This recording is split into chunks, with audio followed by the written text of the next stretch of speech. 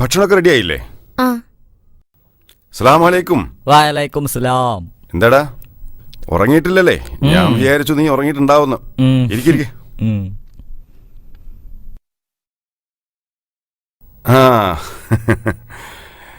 ഇരിക്കിരിക്കെ. പുതിയ പ്രോഗ്രാമാണല്ലോ. എന്നാ എല്ലാരും ഭക്ഷണം കഴിക്കുക. ഒരു 5 മിനിറ്റ് കഴിയട്ടെ.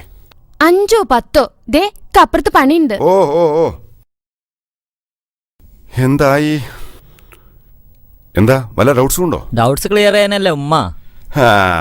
ഇവിടെ ഡൗട്ട്സ് ക്ലിയർ ചെയ്യാനൊക്കെ ഉമ്മയും കാശിന്റെ ആവശ്യത്തിന് ഞാനും. അതിനെ അസൂയപ്പെട്ടിട്ട് കാര്യമില്ല. മക്കള് പഠിക്കുമ്പളേ വീട്ടില് വന്നിരുന്നാ മതി.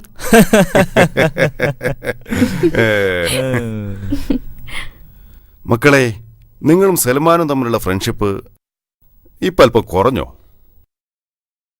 പണ്ടത്തെ പോലൊന്നുമല്ല. ഞങ്ങളൊന്നും അവന്റെ കമ്പനിക്ക് ചേരൂല. അവന്റെ ഫ്രണ്ട്സൊക്കെ വലിയ ആൾക്കാരാ. അവന് സ്വന്തമായിട്ട് മൊബൈലുണ്ട്, കയ്യിൽ ഇഷ്ടം പോലെ കാശുണ്ട്, പിന്നെ സ്വന്തമായിട്ട് ബൈക്ക് ഓടിക്കാനും അറിയാം. അവന്റെ കൂടെ കൂടിയാ മൊബൈൽ വാങ്ങിത്തരുന്ന ഒരാളെ പരിചയപ്പെടുത്തി തരാമെന്ന് എന്നോട് പറഞ്ഞു. ഒരുപാട് കാശും കിട്ടത്രേ. എന്നിട്ട് മോൻ എന്താ പറഞ്ഞത്? മൊബൈൽ ആവശ്യമുള്ളപ്പോ എന്റെ ഉപ്പാനെ കൊണ്ട് വാങ്ങിപ്പിച്ചോളാന്ന് ഞാൻ പറഞ്ഞു. മോന്റെ ക്ലാസ്സിൽ മൊബൈൽ ഇല്ലാത്ത എത്ര കുട്ടികളുണ്ടാവും? ഒരു 10-15 കുട്ടികളൊക്കെ ഉണ്ടാവും. ഓക്കെ, നിങ്ങൾക്ക് 2 പേർക്കും ഉപ്പ് ഓരോ മൊബൈൽ വാങ്ങിത്തരാൻ പോവാണ്. രാവിലെ സ്കൂളിൽ പോയി വൈകുന്നേരം തിരിച്ചു വരുന്ന ഞങ്ങൾക്ക് എന്തിനാ ഉപ്പ മൊബൈല്? അല്ല, നിങ്ങളുടെയൊക്കെ ഫ്രണ്ട്സിന്റെ ഇടയിൽ നിങ്ങൾ മോശക്കാരാവാൻ പാടില്ലല്ലോ. എന്റെ ഫ്രണ്ട്സിൽ ആർക്കും മൊബൈൽ ഇല്ല. മൊബൈലിൽ ആരും എന്റെ ഫ്രണ്ട്സും അല്ല.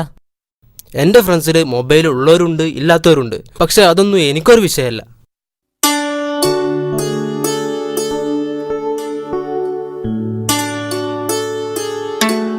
എന്റെ മക്കളിപ്പോ പഠനത്തിന് മാത്രം ശ്രദ്ധിക്കുക.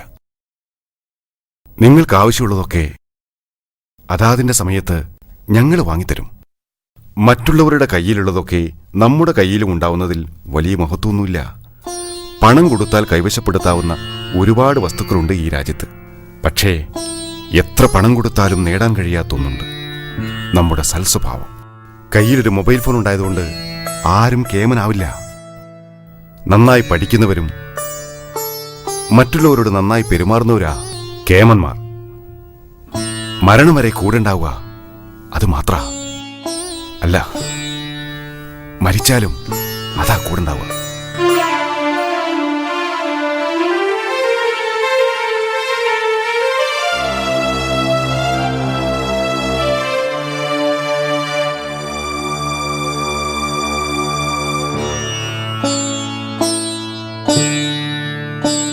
എന്റെ മക്കളെ ഇത്ര നല്ല കുട്ടികളാക്കി വളർത്തിയതിന് നിനക്ക് ഞാൻ ഏത് അവാർഡാടി തരേണ്ടത്?